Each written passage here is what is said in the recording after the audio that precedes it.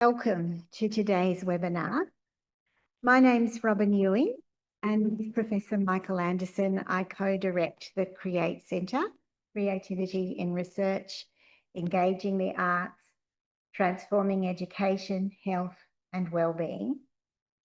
We're in for a real treat this morning, but before I introduce Heddy, I'd like to acknowledge our oldest storytellers, our First Nations Australians, and acknowledge that the art story are at the centre of First Nations knowing, being, doing, and becoming.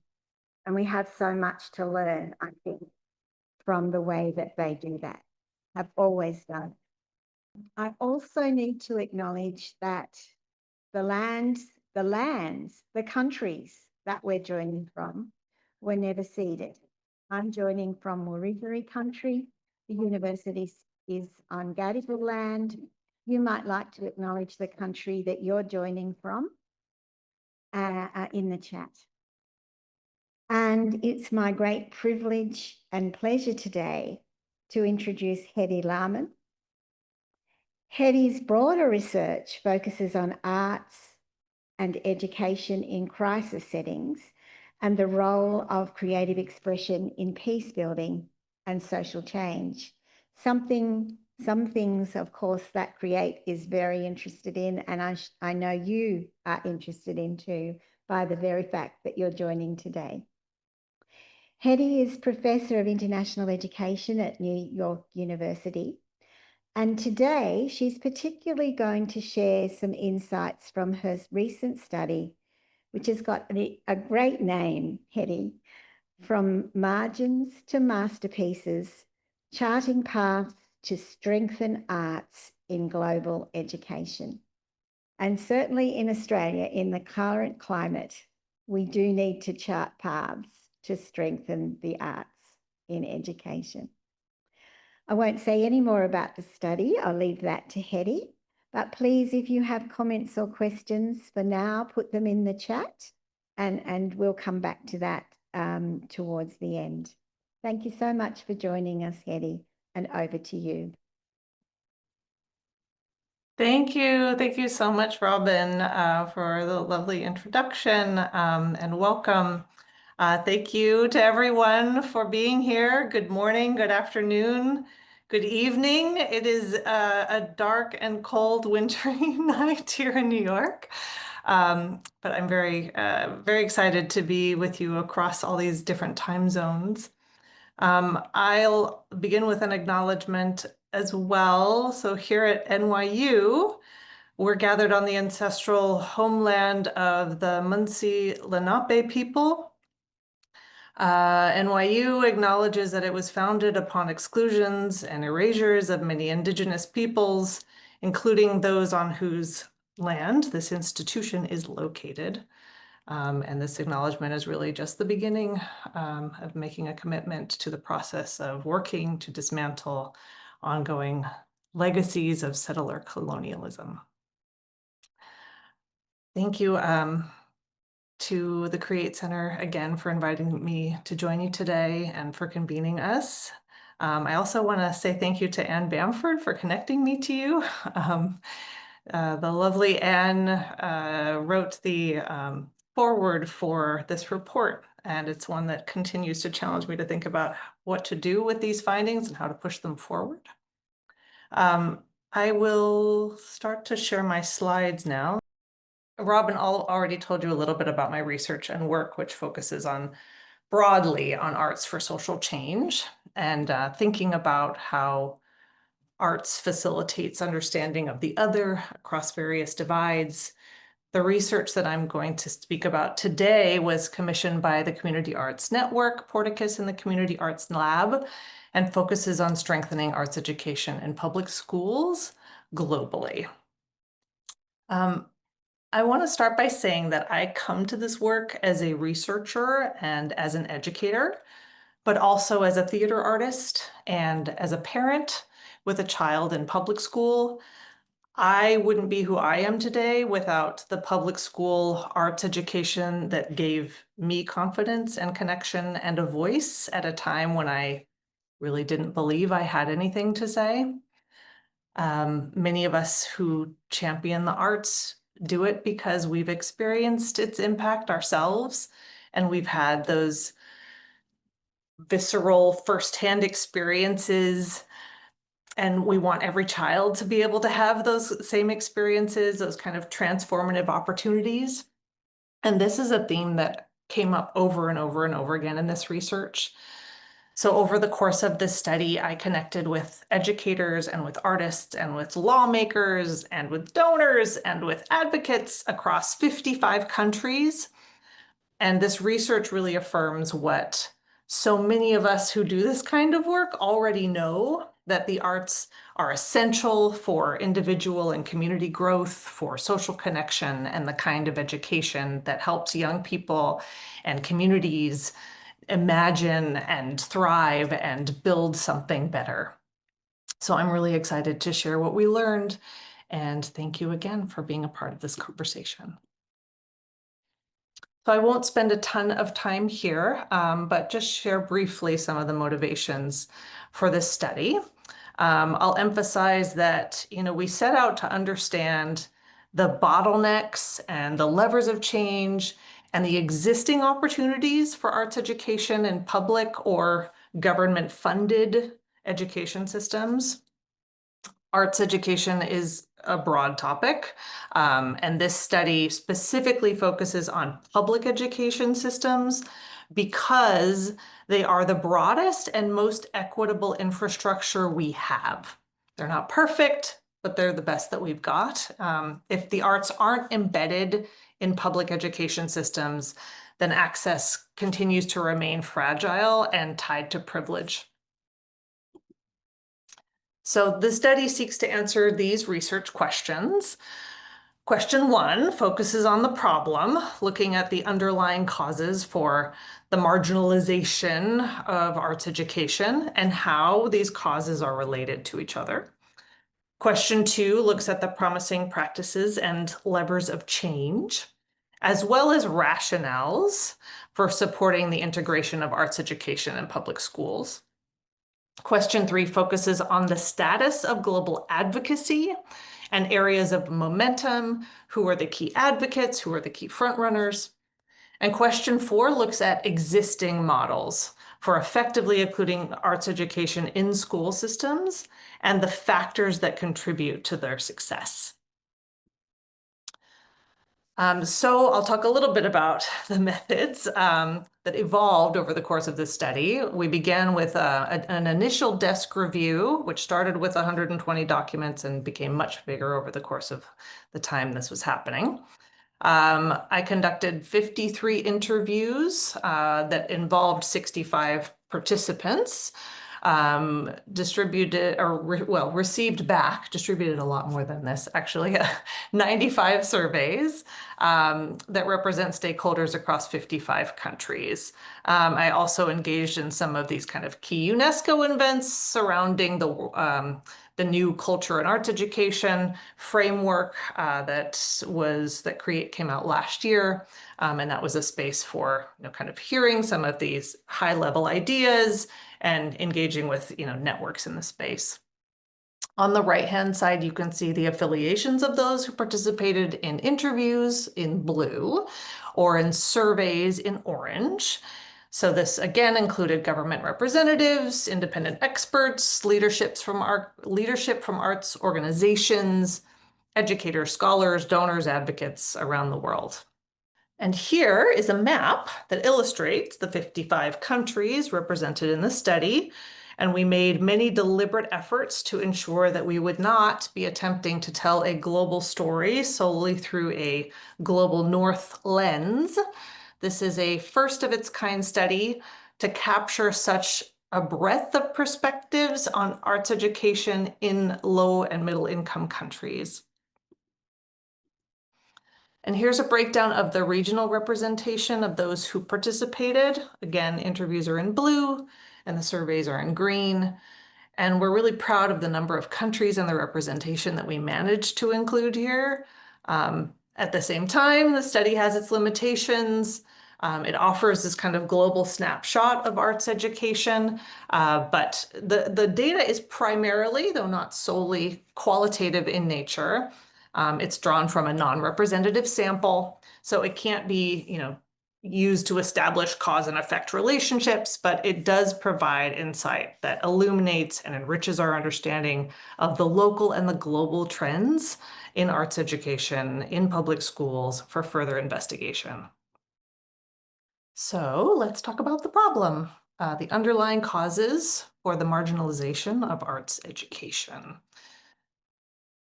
This figure illustrates obstacles to arts education identified by survey respondents. So 52% of those who completed the survey indicated that insufficient funds and resources is a primary obstacle, followed by the prioritization of standardized testing, weak policy, poor teacher training, low valuation of the arts, and so forth.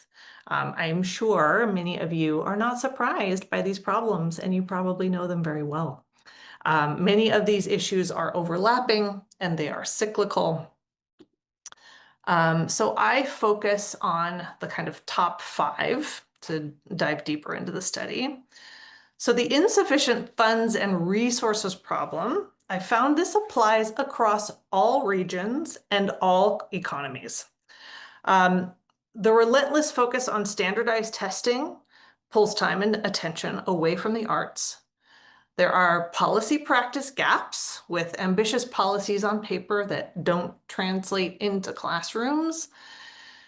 And teacher training. So this one really becomes a cycle when fewer teachers are exposed to the arts during their own schooling. It reduces teacher quality. It shrinks the pipeline of children who pursue the arts and teachers who choose to specialize in the arts. And this idea of the low valuation of the arts is really at the center of these challenges. Societies see arts as a luxury, as a nice to have, but not essential. And then the confluence of these problems influences the mindsets of all relevant stakeholders, including policymakers, including your school leadership, your teachers, your parents, your students, your community members. You get the idea. So let's talk about some levers of change, including some of the most promising rationales.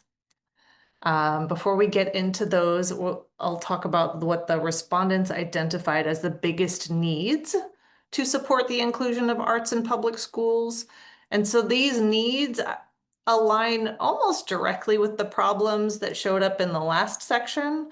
So we see 68% of survey respondents saying that we need increased investment and funding.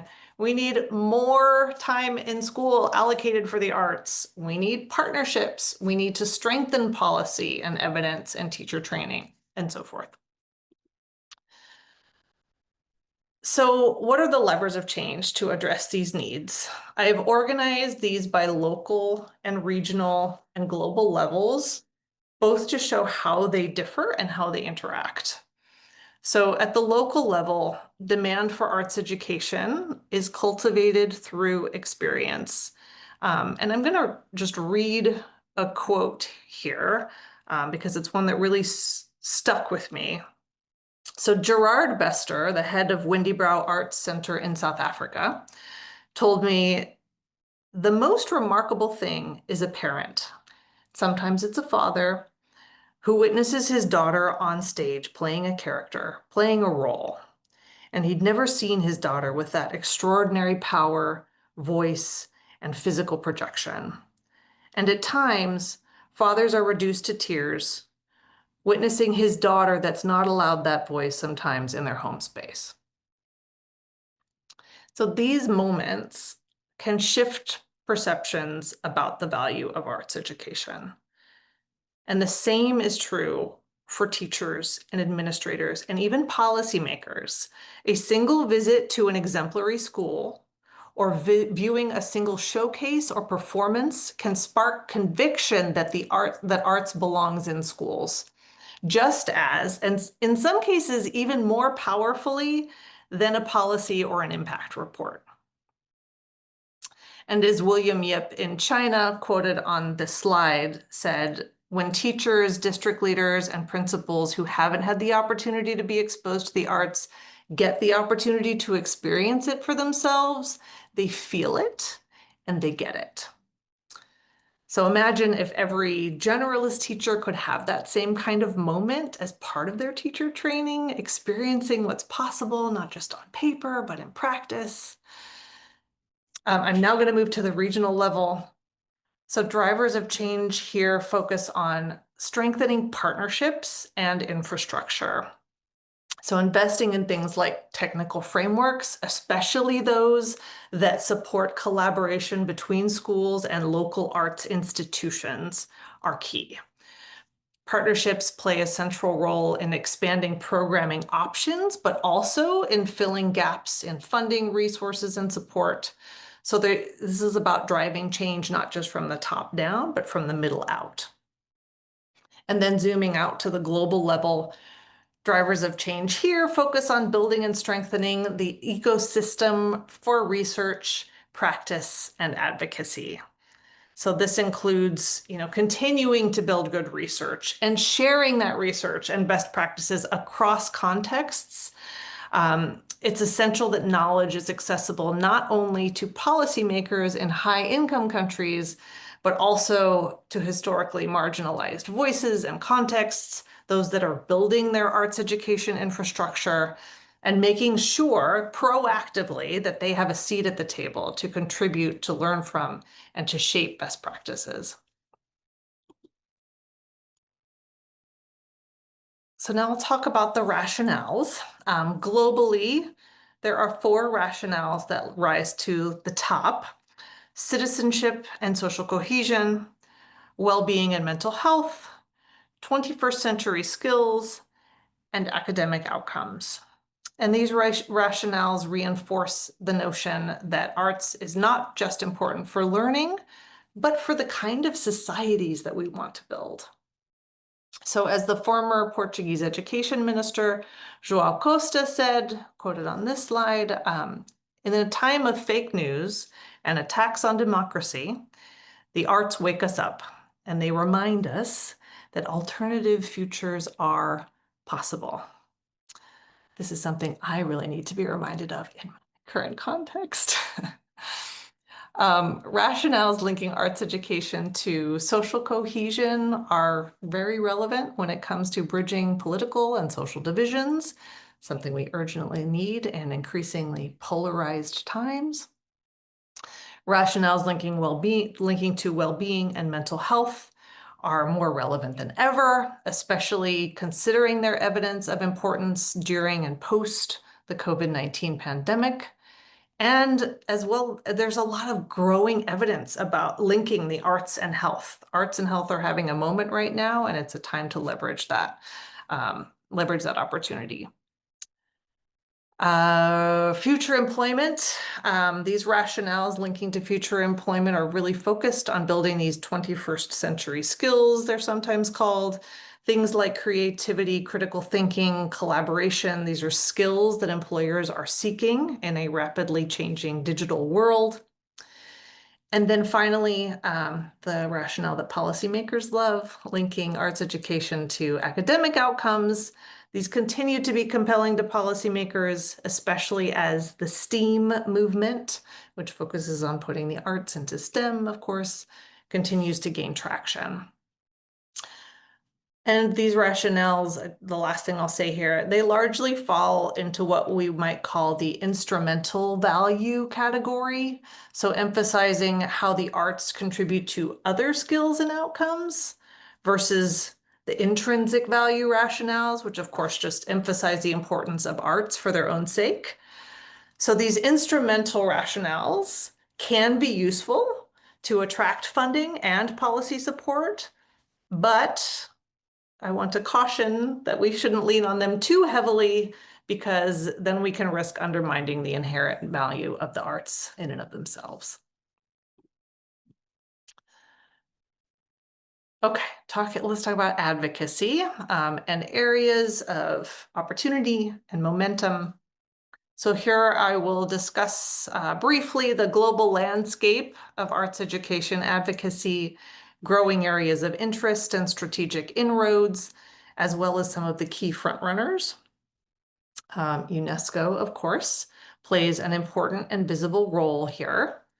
Its recent framework creates new avenues for advocacy across the culture and education sectors. The OECD has elevated the importance of creativity for innovation and as a key learning outcome. This again reinforces the opportunity to leverage these links between arts education and those 21st century skills. There are opportunities for advocacy with the growing focus on building creative economies and cultural industries. Global institutions, philanthropic organizations, and transnational networks are also important frontrunners. They shape advocacy through things like partnerships, funding, research, and through the importance of their convening power. And then finally, there are opportunities in cross-sector partnerships and the emergence of new high-profile champions that can energize attention to arts education. So now we'll turn to some examples of national models that successfully include quality arts education within their public systems and some of the factors that contribute to their success. So I've organized these models into two groups. The first group on the left features models that primarily stem from national governing bodies.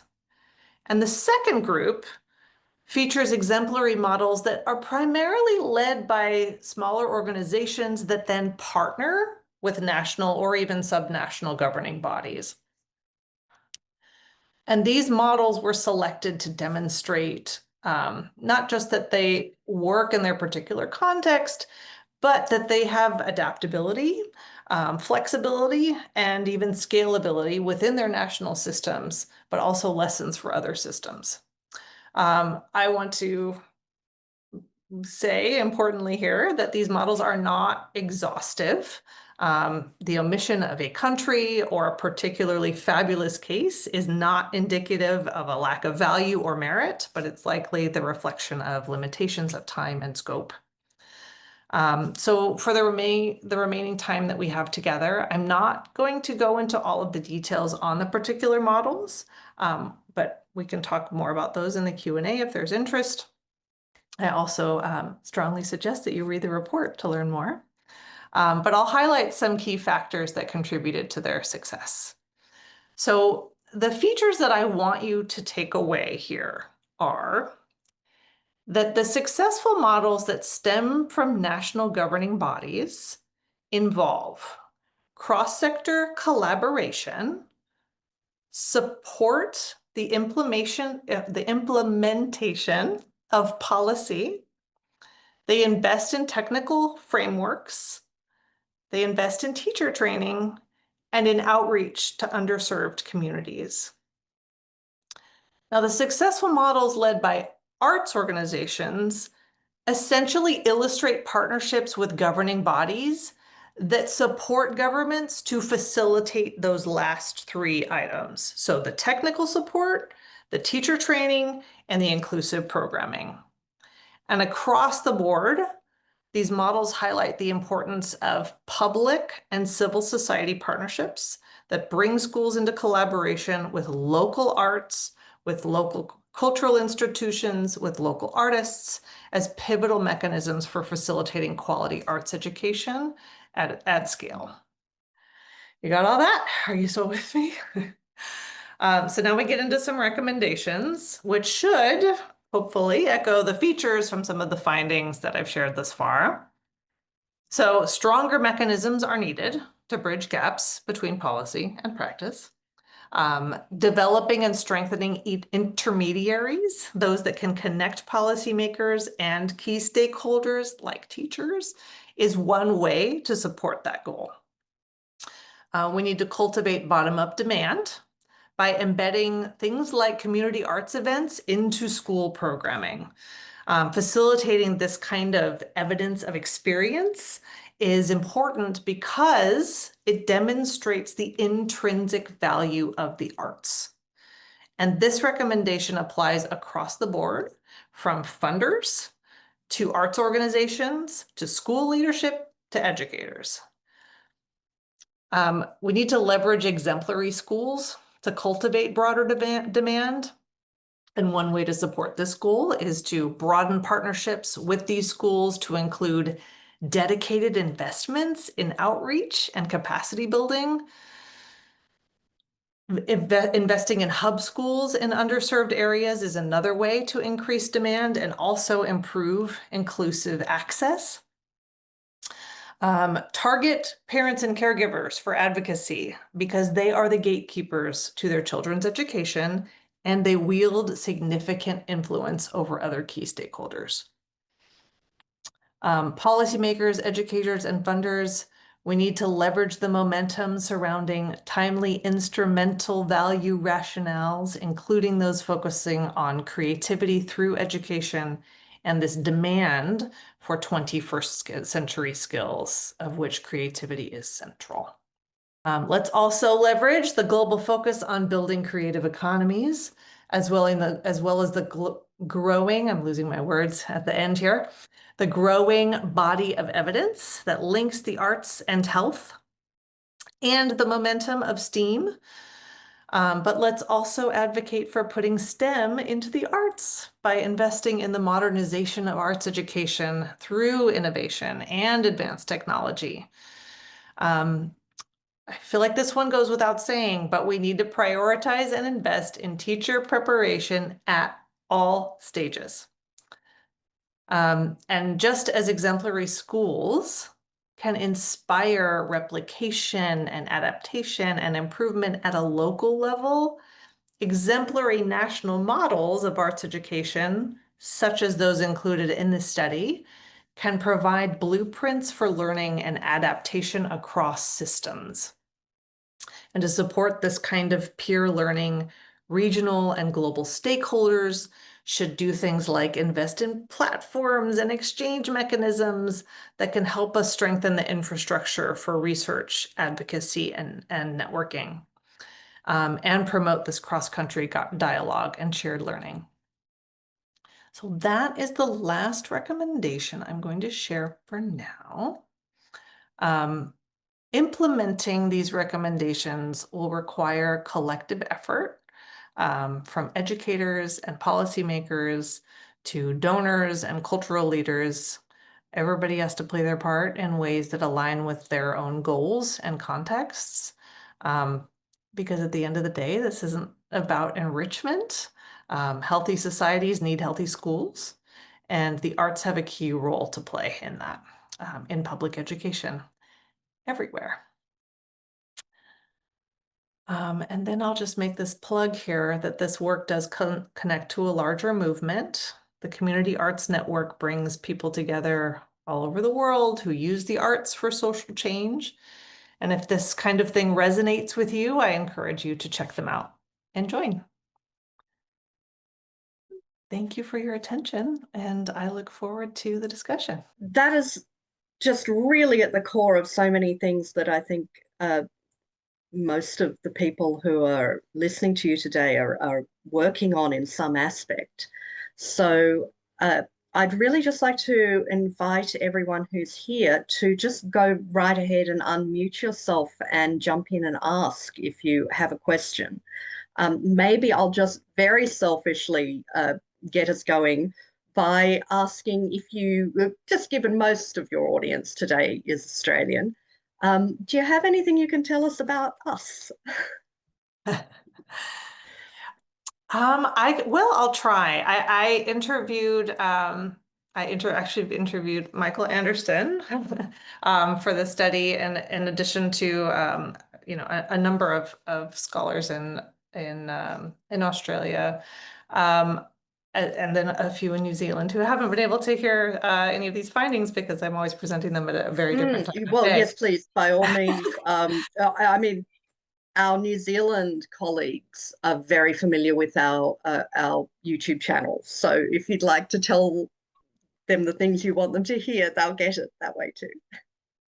I mean, this study operates at a very high, like it's aiming to bring together findings from across, global context to try and make a global argument, which was really tricky. I mean, it's a tall order, right? I would say that, there were some really compelling things that I learned from the Australian context, in learning about, the challenges of some of the teacher education limitations, and hearing about um, the work that was being done on creativity that was then kind of feeding into some of the OECD and even the PISA work, that was happening in Australia in conjunction with a number of other spaces as well. I can't say like, here's what needs to happen in Australia, um, per se, but because this is trying to operate at such a, kind of taking all of these things together, what can we say about the arts? And I think, one of the strangest things about this story is that, I mentioned in the levers of change, no, in the problems, that across economies, this issue of funding was like number one. And it's not surprising at all in a very low income, even a conflict affected space like Somalia, for example, that like we don't have funding, so we're not going to prioritize the arts. There's so many kids that can't even get a proper education, right? And yet I was hearing that even in Finland, in the US, you name the high income country that we think is supposed to have, a lot to draw from, saying the problem is funding. We just don't have enough funding. So there's something else going on there, right? It's not, there's a reason that the arts are the first to get cut, and the last to be reinvested in, right? And I don't think it's just about we don't have enough money. There's something about this kind of valuation of what matters and in this kind of capitalist world we're living in, that I think is a bigger part of the story than we're kind of focusing on. That's That really was a very interesting. long answer. But it means that everywhere perceived that they didn't have the material resources to do what they want to do. Is Right. there a way of measuring whether that's whether those goalposts move? If you'll excuse me dropping in a sports metaphor.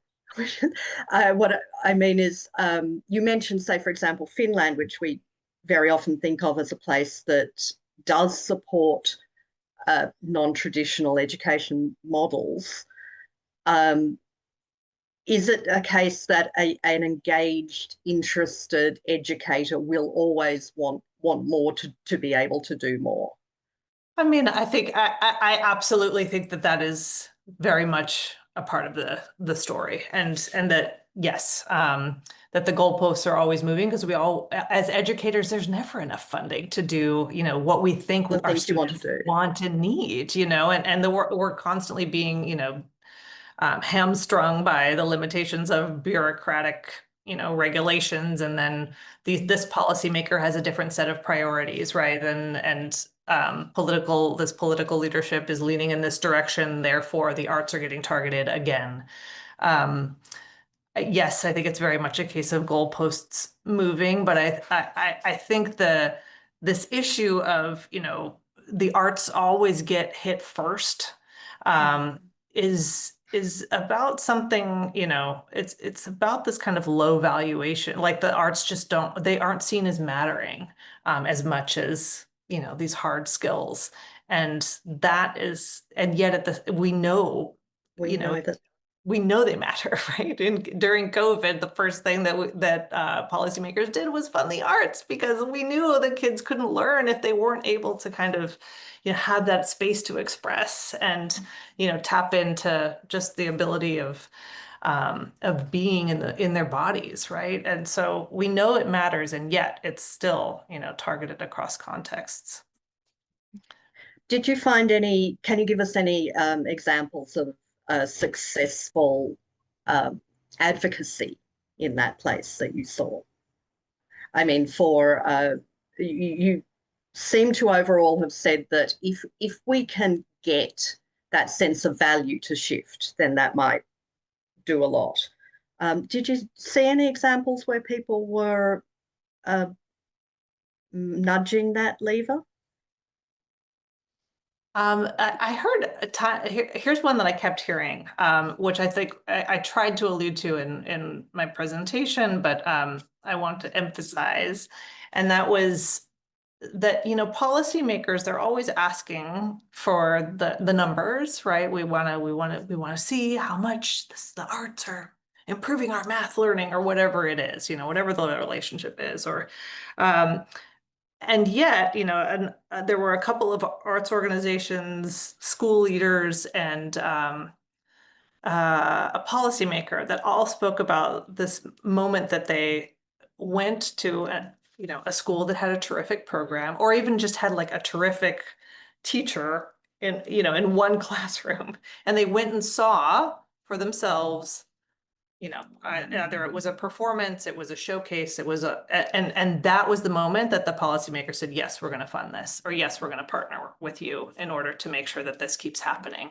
And so we so often focus on evidence trying to quantify the arts, which is just like, obnoxious in so many ways, even though we do have evidence that we have results that the arts do, increase measures and outcomes in ways that policymakers like. And yet this evidence of experience of getting those policymakers in the room to see themselves like has a way of shifting and much more efficiently. And in the, these multiple examples that were shared with me in these interviews, then, proving it with either like a report or a monitoring and evaluation kind of right up at the end of the day. So it's something to do with showing the human reality of it. Yeah, those decision makers in the room when you're showing. It's a really important factor. Aruna, if you're there, would you like to?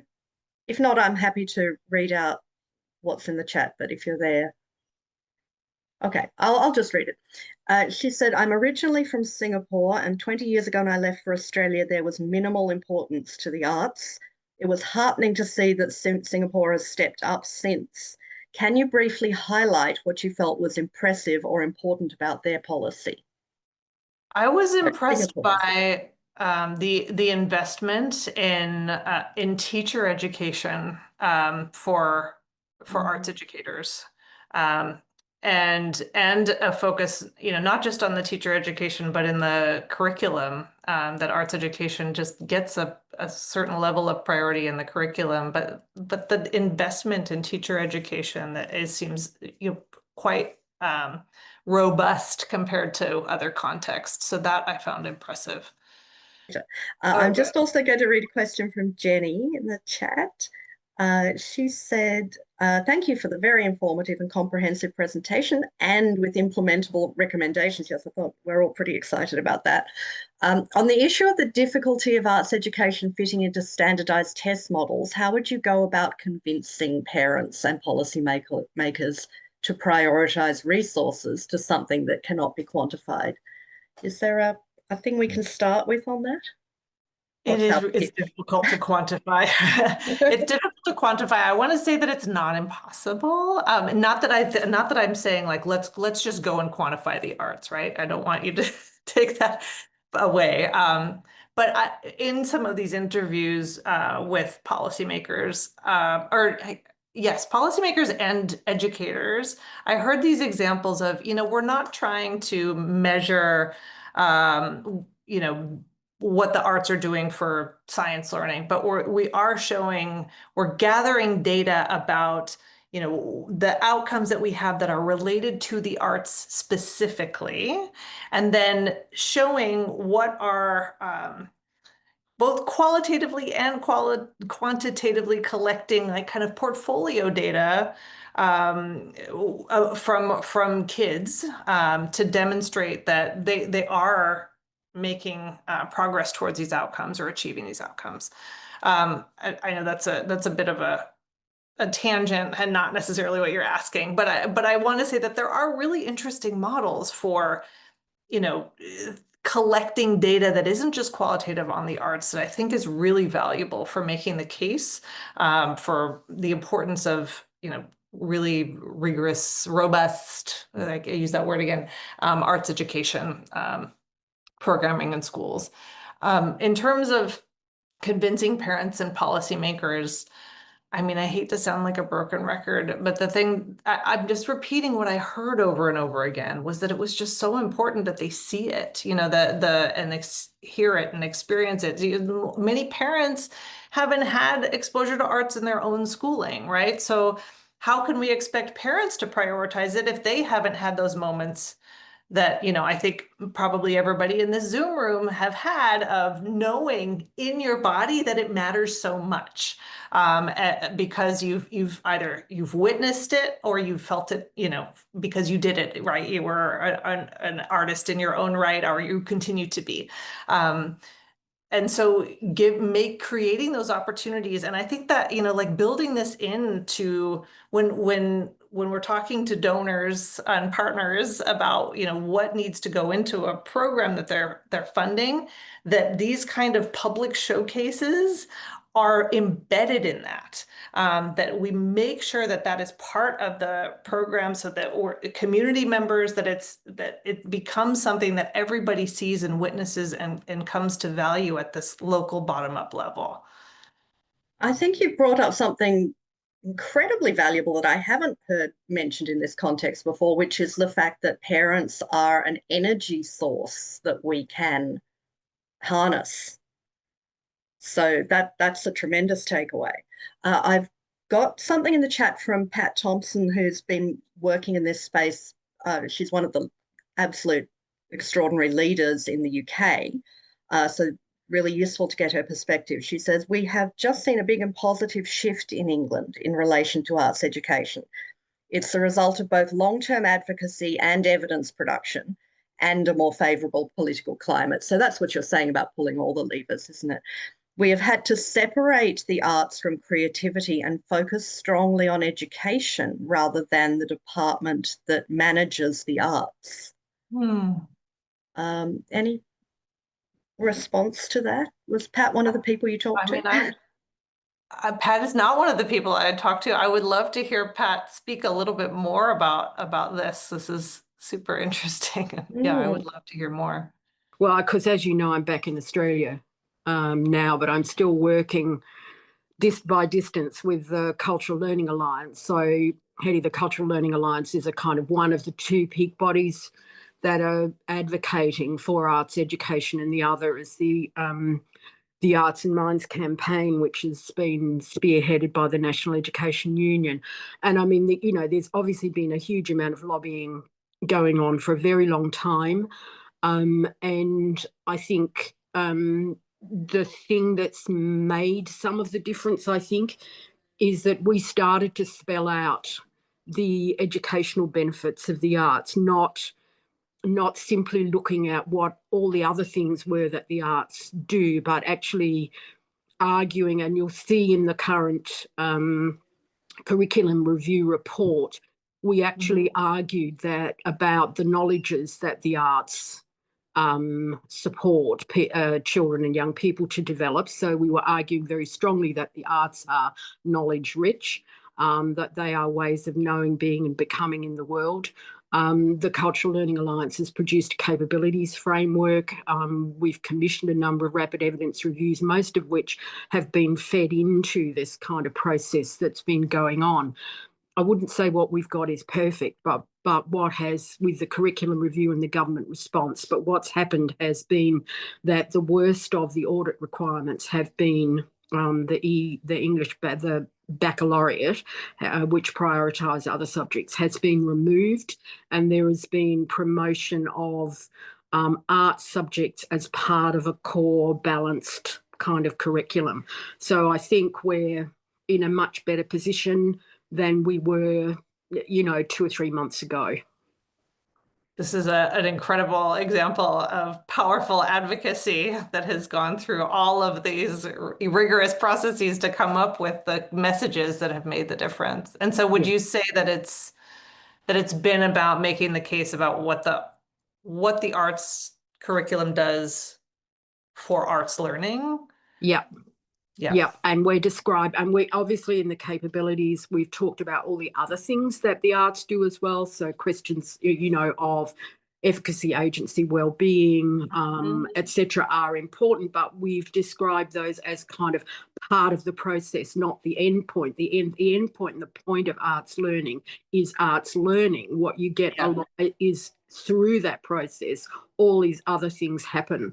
But we've talked very strongly about the disciplines that make up the arts domain and the various kinds of, dispositional knowledge, skills, practical kind of components that they embody. So you've much more articulately said what I was trying to say. That I heard some terrific examples of advocacy with curriculum that was collecting this data within subjects, within disciplines, that wasn't just focused on connecting it to other domains. Yeah, but this is really fantastic. Thank you so much for. Yeah, so I hope it's a kind of positive sign, actually, that for people, I mean, because England has been so difficult, that it is possible, I think, when everybody kind of pulls in the same direction, to actually make some change. Yeah. Now, if you could do that for Australia, that would be awesome. Absolutely. Is there anyone else who would like to step in? Will, I see you're there. I feel like you, sorry to just jump in and tap you on the shoulder there, but I feel this is so much your area too. I wondered if you might have a comment. Well, other than to thank Heddy very much, I don't think a lot of things are going through my head at the moment. Something that I will ask, which is a little bit left field, but in this context, is how far does the kind of support for the arts, creativity, imagination generally becoming more and more a kind of more and more sort of relegated to the feminine in I'm watching university departments because Heddy, I'm a professor of English literature, and I'm watching them more and more. There are more and more sort of women and fewer men. Men seem to be avoiding. Once upon a time, men were sort of 30, 40 years ago embracing humanities and the arts at the university level. And yet I'm seeing this a sort of shift, a gender shift that's dramatic. And I think a bit worrying, because it seems more often than not as a kind of relegation or delegation of responsibility for something is absolute. What we see is absolutely central, like creativity, is something that's been, as it were, sort of shifted to women, and men are just not embracing the issues, or indeed embarking on the educational fields that involve creativity and imagination. Yeah, it's so interesting that you bring this up, as this is something that's really been on my mind lately, as I'm trying to think about, this idea that it's not about funding. There's something bigger going on. And, the things like sports don't get defunded first the ways that arts do. And yet many of the arguments for the importance of sports for things like community building and understanding and play, well-being, many of these ideas that come up with the importance of the arts, they're sometimes they're put into similar categories in terms of these outcomes, or capacities that they build, and yet the arts suffer funding cuts in ways that sports don't. And I think I think there is this kind of feminization of the arts and this devaluation that comes along with. It comes with that. That comes with that. The feminization and the kind of promotion of the capitalist, it kind of, they go together, I think. So it's interesting that you bring that up. It worries me. Me too. So many intersecting aspects here, because yes, in the chat, Katrina was mentioning that same thing about this division between sport and arts and the impact that it has on, she's speaking specifically of the Australian approach to education, but I expect that's also a little to do with the problem with the teaching profession. The more it becomes female dominated, the more it gets devalued, the more it gets devalued, the more men leave, and which is all, yes, part of the same thing. At every level as well, Anna, at primary, secondary and tertiary level, I think that's happening. So yes, hopefully this will all be a part of the movement to promote and recognize the value here, which does seem to be the very core of everything. Last thoughts from everybody before I throw to Heddy just to wrap up and say goodbye.